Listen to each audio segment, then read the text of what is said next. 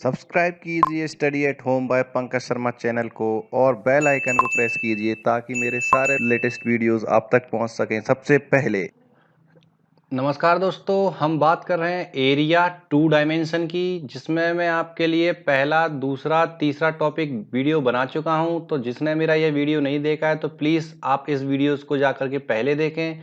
इनकी लिंक मैंने description box में भी दी हुई है, आप वहां भी जा करके देख सकते हैं। उम्मीद है दोस्तों आपको मेरे ये 3 वीडियो पसंद आए होंगे। आज का मेरा टॉपिक है चौथे नंबर का सर्किल का, जिसमें मैं आपको 8 से 9 क्वेश्चन सॉल्व कराऊंगा। चलिए स्टार्ट करते हैं हमारा आज का टॉपिक सर्किल। सबसे पहले तो सर्कल के ऊपर थोड़े से फॉर्मूले सीख लेते हैं, जिससे आपको क्वेश्चंस करने में इजी हो। तो सबसे पहला फॉर्मूला है, हमें एरिया का फॉर्मूला है, क्षेत्रफल बोलते हैं हिंदी में अपन। भाई क्षेत्रफल किस चीज को बोलेंगे? ये जो सर्किल बना हुआ है, इस सर्किल ने कितना हिस्सा कवर करा, ये जो गोला दिख रहा है इसके अंदर का जो हिस्सा है, बस वही क्या है हमारा क्षेत्रफल। क्षेत्रफल का फॉर्मूला होता है पाई आर स्क्वायर, और इसकी इकाई क्या कहलाई भाई? कुछ भी हो सकती है, सेंटीमीटर, मीटर, किलोमीटर, बस इकाई हमेशा स्क्वायर में होगी। क्लियर। अब आर क्या है? यहाँ पर आर है हमारा त्रिज्या। भाई क्या है? त्रिज्या। अब त्रिज्या का क्या मतलब हुआ? रेडियस। ये जो केंद्र है सर्किल का, इस केंद्र से बॉर्डर पर कहीं भी लाइन टच हो जाए, ये जो बॉर्डर है इस पर कहीं भी लाइन टच हो जाए केंद्र से, इसी को क्या बोलते हैं? त्रिज्या। ये हो गया मेरा आर। अगर यही लाइन पीछे की तरफ भी चली जाए और पूरी सीधी स्ट्रेट लाइन बना दे, तो दोनों सर्किल की बॉर्डर पर टच हो गया भाई। ठीक, तो इस पूरे पॉइंट को अपन क्या बोलेंगे? डी, यानी कि व्यास। क्लियर हो गया भाई। व्यास क्या कहलाया हमारा? 2r। बात समझ में आ गई? आगे देखते हैं, दूसरा फॉर्मूला देखते हैं। दूसरा है भाई वृत्त की परिधि। वृत्त की परिधि, परिधि का मतलब क्या हुआ इंग्लिश में? सर्कमफेरेंस। अच्छा, सर्कमफेरेंस का क्या मतलब हुआ? ये जो बॉर्डर दिख रही है मुझे सर्किल की, रेड कलर की जो लाइन मैंने बनाई हुई है, बस इसी हिस्से को क्या बोलते हैं हम? परिधि। ठीक, तो परिधि निकालने के लिए रूल क्या होगा भाई? 2 पाई आर। आर क्या है? त्रिज्या है। क्लियर हो गया। ये दो फॉर्मूले हमारे वृत्त में चलते हैं, एक तो हो गया एरिया, एक हो गया वृत्त की परिधि। ठीक है दोस्तों, अगला देखते हैं। देखिए दोस्तों, तीसरा है अर्धवृत्त के केस में। अगर हमारा अर्धवृत्त होता तो हम क्या करते? अर्धवृत्त कैसे होगा भाई? ये जो वृत्त है इसका आधा भाग ले लेते हैं, यहां से लेकर के ये आधा भाग, ये जो वृत्त है हमारा, इस हिस्से को हमने बोला अर्धवृत्त। तो इसका क्षेत्रफल मुझे निकालना है। तो भाई पूरे का मुझे पता है क्या होता है? पाई आर स्क्वायर होता है, पाई आर स्क्वायर। इसको आधा कर देंगे तो किसका निकल गया? अर्धवृत्त का क्षेत्रफल, एरिया। इसकी यूनिट क्या होगी भाई? स्क्वायर में होगी। बात समझ में हो गई? चौथा देखते हैं। चौथा क्या हमारा? अर्धवृत्त की परिधि। अर्धवृत्त की परिधि, भाई अर्धवृत्त की परिधि का क्या मतलब हुआ? Circumference of semi circle. ठीक, देखिए सर्कमफेरेंस मतलब जो बाहर की बॉर्डर मैंने बोली, तो ये बॉर्डर तो है, ये ऊपर का हिस्सा यहां से यहां तक। तो जब पूरे की क्या थी भाई?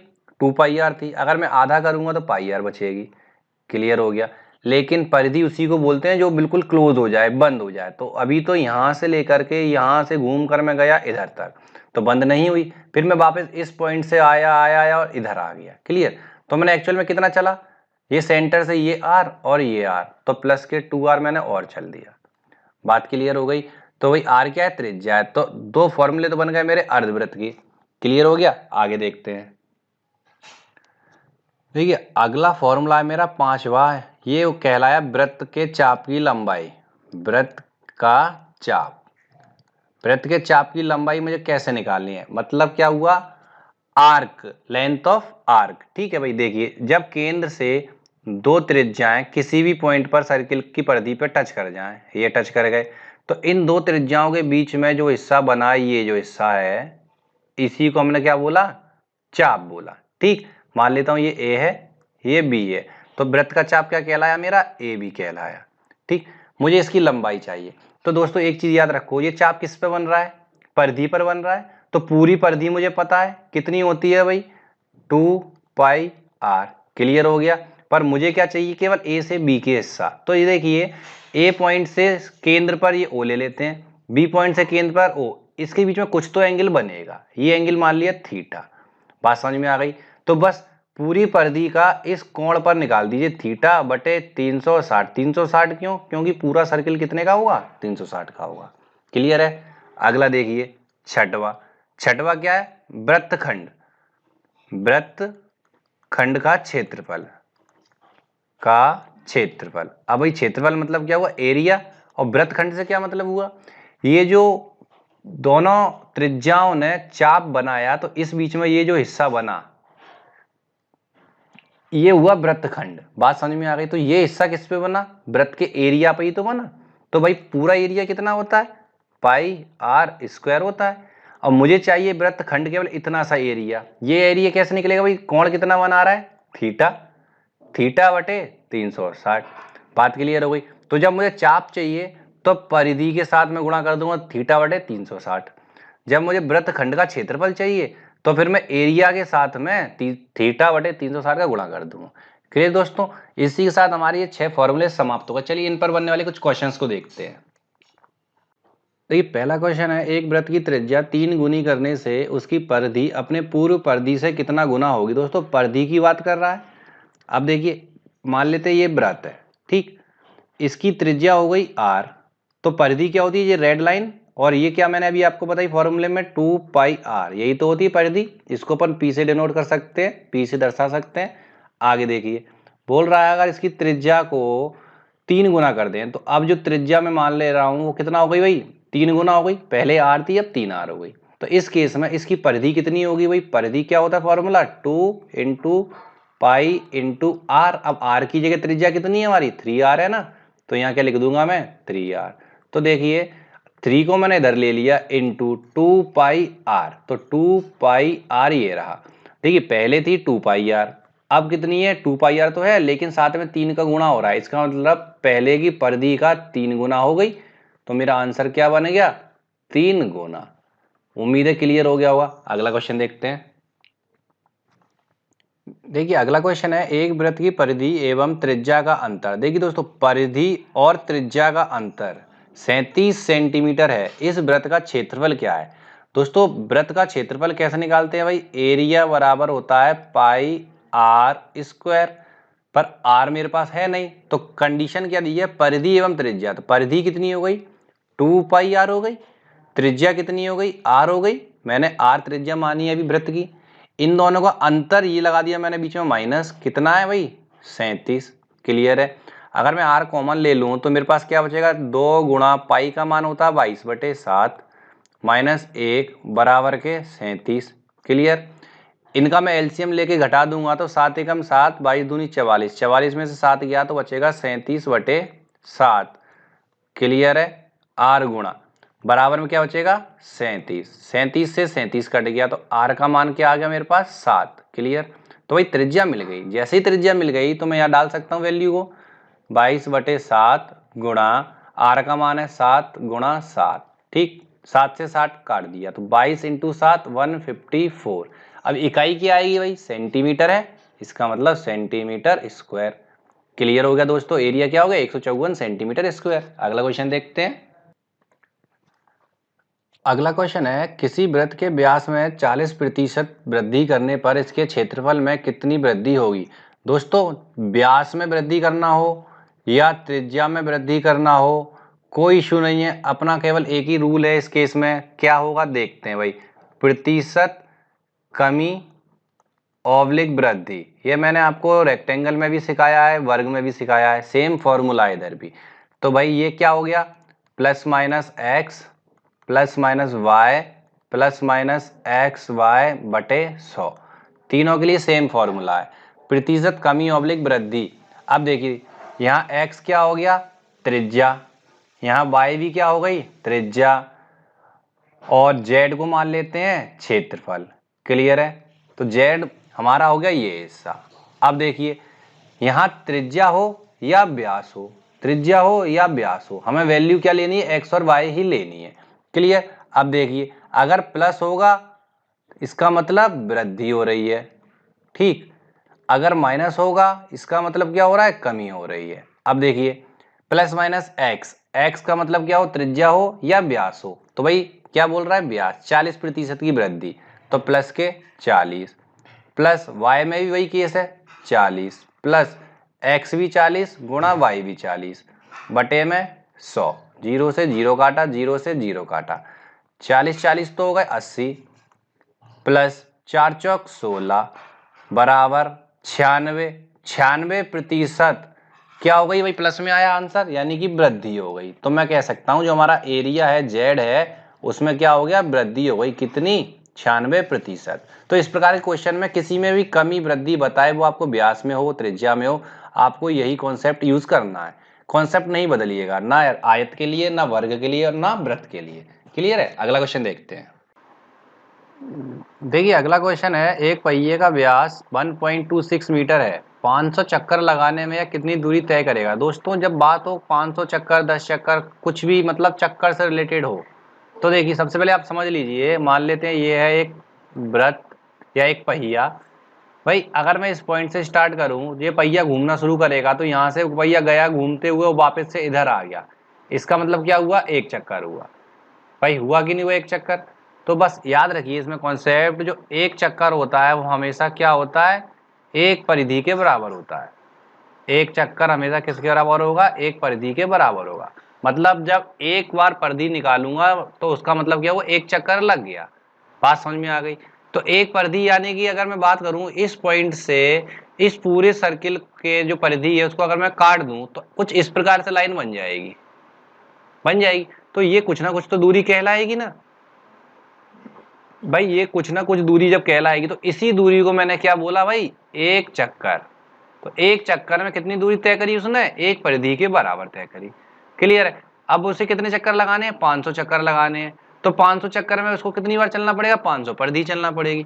बात समझ में आ गई। तो देखते हैं अब क्वेश्चन को। भाई एक परिधि मतलब 2 इंटू पाई इंटू आर, यही होता है। अच्छा ये बोल रहा है व्यास, तो देखिए व्यास क्या होता है, डी बराबर 2r। मैंने आपको रूल में समझाया हुआ है। क्लियर है? तो ये 2r तो ये रहा, तो मैं ऐसे लिख सकता हूं ना, पाई इंटू डी, और यहाँ पर पाई इंटू डी का मान मैं रख सकता हूँ 1.26। क्लियर हो गया? तो ये क्या हो गया, एक परिधि निकल गई। इसका मतलब क्या हुआ, यहाँ से लेकर के ये यहाँ तक की दूरी आ गई एक चक्कर में। मुझे कितने चक्कर लगाने हैं, 500 चक्कर लगाने हैं। तो मैं गुणा 500 का और कर देता हूँ इसमें। क्लियर हो गया? अब देखिए 22/7 गुणा 1.26 गुणा 500। ठीक, पॉइंट हटा दूंगा तो नीचे क्या आ जाएगा, 100। 2 जीरो से 2 जीरो मैंने काट दी, 7 से काटूं, 7 एकम 7, 7 एकम 7 और 5 किसको दिया, तो 7 8 56। अब देखते हैं, 18 दूनी 36 की 6 हासिल लगी 3, 18 दूनी 36 और 3 39 और गुणा 5, यही हुआ ना। अब देखिए 5 छक्का 30 की 0 हासिल 3, 5 ना 45 और 3 48 की 8 हासिल 4, 5 दिए 15 और 4 19। तो मैं ये कह सकता हूँ 1980 मीटर दूरी वह चलेगा। क्लियर है? देखते हैं अगला क्वेश्चन। देखिए अगला क्वेश्चन है, एक वर्ग के अंतःवृत्त तथा बाह्य वृत्त के क्षेत्रफलों में क्या अनुपात है। भाई अंतःवृत्त और बाह्य वृत्त के क्षेत्रफलों में अनुपात पूछ रहा है। देखिए ये एक वर्ग बन गया, दिख रहा है, वर्ग के अंदर वृत्त बना दिया मैंने। भाई ऐसा वृत्त जो एक भुजा के बीच से टच होते हुए जाए चारों तरफ से, वह क्या कहलाएगा भाई, इस केस में अंतःवृत्त। ठीक, अगर वही वृत्त इस वर्ग के कॉर्नरों को होकर के जाए, इन कॉर्नरों के बीच से जाए टच करते हुए, तो इसको क्या कहलाते हैं अपन, बाह्य वृत्त या परिवृत्त भी कहते हैं। बात समझ में आ गई? अब देखिए इस वृत्त का मुझे क्षेत्रफल लेना है, तो वर्ग की भुजा मान लेता हूं मैं ए। ठीक, केंद्र से अगर मैं लाइन सीधी खींच दूं तो मैं क्या देख रहा हूं, जो ए है भुजा वो करेक्ट आधी हो रही है। ठीक, तो अंतःवृत्त के केस में वर्ग की भुजा आधी हो जाती है। तो हमारा अब देखिए भाई अंतःवृत्त के लिए अगर मैं बात करूं तो अंतःवृत्त का क्षेत्रफल, ठीक, क्या होगा, पाई आर स्क्वायर होगा। आर क्या है यहाँ पर, a/2। देख लीजिए आप, केंद्र से लेके यहाँ तक के पॉइंट पर त्रिज्या क्या बन गई, a/2। तो पाई गुणा a/2 मतलब a का स्क्वायर बटे 4। क्लियर? अनुपात, अब मुझे चाहिए बाह्य वृत्त का, तो बाह्य वृत्त को निकाल लेते हैं। बाह्य वृत्त का क्षेत्रफल कैसे निकलेगा भाई, पाई आर स्क्वायर, इस केस में भी होगा पाई आर स्क्वायर। अब आर इस केस के लिए देख लेते हैं। देखिए ये तो है इसकी भुजा वर्ग की, लेकिन अगर मुझे यहाँ त्रिज्या चाहिए तो इस केंद्र से मैं इस कॉर्नर को टच करूंगा, ये कॉर्नर टच करा तो ये जो बाह्यवृत्त है उसकी त्रिज्या कहलाई। अगर मैं इसको पीछे भी बढ़ा दूंगा तो आप सोचो ये जो व्यास है किसका, वृत्त का, ये इस वर्ग का विकर्ण दिख रहा है कि नहीं दिख रहा। इस केस में व्यास और बराबर विकर्ण हो रहा है नहीं हो रहा है। अच्छा, वर्ग का विकर्ण क्या होता है भाई, विकर्ण मतलब d बराबर क्या होता है a√2, यही होता है। तो ये पूरा का पूरा a√2 है, तो आधे केस में a√2 बटे 2 होगा कि नहीं होगा। भाई मुझे त्रिज्या निकालनी है तो a√2 बटे 2 आ गया। अब देखिए अनुपात पाई आर स्क्वायर, आर स्क्वायर में क्या आएगा a√2 बटे 2, तो a स्क्वायर √2 का स्क्वायर हो जाएगा 2 और बटे 2 का स्क्वायर क्या हो जाएगा 4। देखिए a स्क्वायर बटे 4, a स्क्वायर बटे 4, पाई से पाई, तो क्या बचा 1:2। क्या बन गया अनुपात मेरा 1:2। अगला क्वेश्चन देखते हैं। देखिए अगला क्वेश्चन है, दो भिन्न वृत्तों की दो चाप लंबाई में बराबर है। दो भिन्न वृत्त बोल रहा है तो मैं मान लेता हूं एक वृत्त तो हो गया ये और एक वृत्त तो हो गया ये। ठीक, इसके लिए त्रिज्या मैंने मान ली r2 और इसके लिए त्रिज्या मैंने मान ली r1। भाई त्रिज्या अलग अलग हो गई तो वृत्त भी अलग अलग हो गए। दो भिन्न वृत्तों की दो चाप लंबाई में बराबर है। यदि ये चाप हैं वृत्तों के केंद्र पर 60 डिग्री तथा 75 डिग्री के कोण बनाए। तो देखिए ये चाप मतलब मैंने आपको कैसे कहा था, दो त्रिज्याएं, एक और एक मान लेते हैं ये रही, दो त्रिज्याओं के बीच में बनी हुई ये जो रेखा दिख रही है, बनी हुई ये जो रेखा दिख रही है, इस रेखा को क्या बोलते हैं चाप। तो दो त्रिज्याएं यहाँ परिधि पर टच करें, उन दोनों के बीच की दूरी को क्या बोलते हैं चाप। एक मान लेते हैं यहाँ भी होगी, तो इस पॉइंट पे ये जो रेखा है ये मैंने जो डार्क कर दी है, क्लियर, ये भी क्या हो गई चाप। इस पॉइंट को ले लेते हैं ए और बी, इस पॉइंट को ले लेते हैं सी और डी। ये केंद्र हो गया ओ और इस केंद्र को मान लेते हैं एक्स। अब देखिए ओ केंद्र वाले वृत्त में चाप हो गई ए बी, एक्स केंद्र वाले वृत्त में चाप हो गई सी डी और दोनों बराबर है। यही तो बोल रहा है दो चाप लंबाई में बराबर है। अब भाई एक वृत्त तो बना रहा है कोण 60 डिग्री का, ठीक, दूसरा वृत्त क्या बना रहा है कोण बीच में 75 डिग्री का। दूसरे वृत्त में क्या कोण बन रहा है भाई चाप का 75 डिग्री। अब देखिए दोनों वृत्तों की त्रिज्याओं का अनुपात कितना है। अच्छा दोस्तों अभी मैंने आपको फॉर्मूले में समझाया था, जब परिधि पर चाप बन रही है तो भाई हम परिधि के केस में क्या करते हैं 2 पाई आर परिधि ले लेते हैं इंटू थीटा बटे 360, क्लियर। तो पहले वृत्त के केस में ये हो गया r1 बराबर 2 पाई r2 गुणा थीटा बटे 360। भाई इस केस में थीटा 1 ले लेते हैं, इस केस में थीटा 2 ले लेते हैं, क्लियर है। अब देखिए 360 कट जाएगा, 2 पाई भी कट जाएगा, r2 को मैं नीचे ले लेता हूं तो r1 बटे r2 बराबर थीटा 2 बटे थीटा 1, यही तो कहलाया। अब देखते हैं भाई r1 बटे r2 बराबर थीटा 2 कितना है 75 और थीटा 1 कितना है 60, तो 15 पंजे 75, 15 चौक 60, r1 अनुपात r2 कितना आ गया 5:4। तो दोनों त्रिज्याओं का अनुपात कितना हो गया 5:4। क्लियर हो गया दोस्तों, आगे बढ़ते हैं। देखिए अगला क्वेश्चन है 18 सेंटीमीटर लंबे तथा 14 सेंटीमीटर चौड़े आयत के अंतर्गत खींचे जाने वाले सबसे बड़े वृत्त का क्षेत्रफल कितना होगा। सबसे पहले तो आप इस क्वेश्चन को ऐसे समझिए, ये हो गया आयत। भाई आयत का वीडियो मैं आपको समझा चुका हूँ, आप जा करके देख सकते हैं। ये हो गया आयत, इस केस में ये तो हो गई लंबाई 18, ठीक, और ये हो गई चौड़ाई 14। भाई आयत बन गया। अब आपको ये बताना है इसमें सबसे बड़ा वृत्त कौन सा बन सकता है। तो देखिए दोस्तों या तो इसका आधा बनेगा 14 का, या तो 18 का आधा बनेगा, यही बनेगा मैक्सिमम। अगर मान लेते हैं इन दोनों का सेंटर ये सेंटर है, इसका ये सेंटर है, और ये दोनों कहीं ना कहीं आकर के इस पॉइंट पे मिलेंगे। अब या तो मैं ऐसे करके यहाँ से लेकर के यहाँ तक की त्रिज्या मान लूँ ये, तो सर्किल यहाँ बनाऊंगा तो ये बाहर निकल जाएगा। आप देख लीजिए क्यों, क्योंकि 18 का आधा ये कितना हुआ 9, ठीक, और ये क्या 14 का आधा ये कितना हुआ भाई 7। अच्छा, अगर मैं 9 से सर्किल बनाऊंगा तो ऊपर से निकलेगा, क्योंकि ये लंबाई तो 7 की है केवल, तो इसका मतलब 18 से वृत्त नहीं बनेगा। 7 से जैसे मैं वृत्त बनाऊंगा तो यहाँ से ये बन गई त्रिज्या मेरी 7, ठीक।